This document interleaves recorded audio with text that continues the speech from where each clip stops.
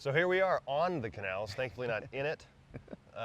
But these were built by Abbott Kinney in 1905 called the Venice of America, and here we are. Yeah.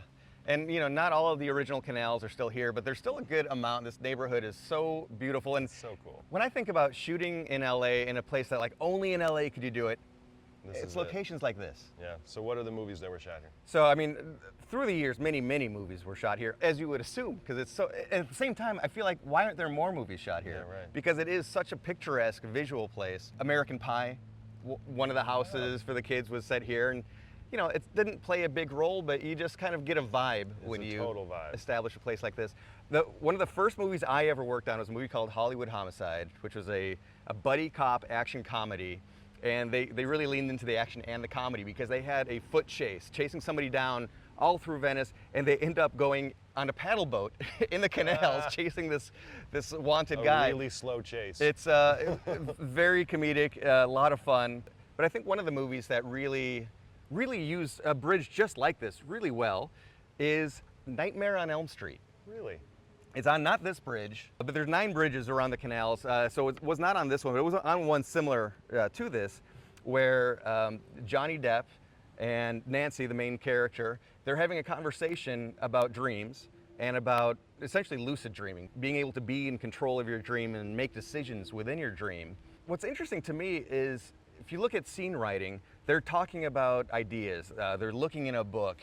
They're having a conversation about concepts and other books. Yeah. I think most people would set that in a library. Oh, right.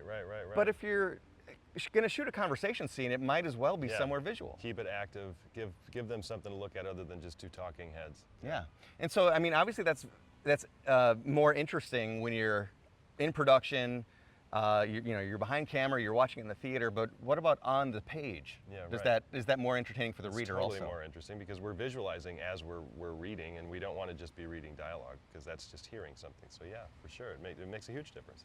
A fun little footnote on Johnny Depp being in Nightmare on Elm Street.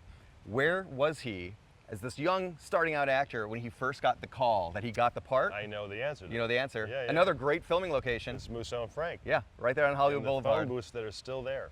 Yeah, and the original Hollywood's first public phone still in the back of Musso and Frank. I didn't know that was the first public phone. Yeah, so we'll do a separate episode of Musso and Frank because it deserves it. Yeah, love Musso. But yeah, what other notes or ideas do we have for our writers here? So what we want to do is challenge you a little bit as just even a thought exercise, or you can actually make it a writing exercise, of any of the locations that we cover in this little series, including this one. Try to write a scene based on the location. It could be anything, just free-form thought, or it could be something that's in your current project. But just have fun. We want to use Los Angeles to inspire us, so let's be inspired. Yeah.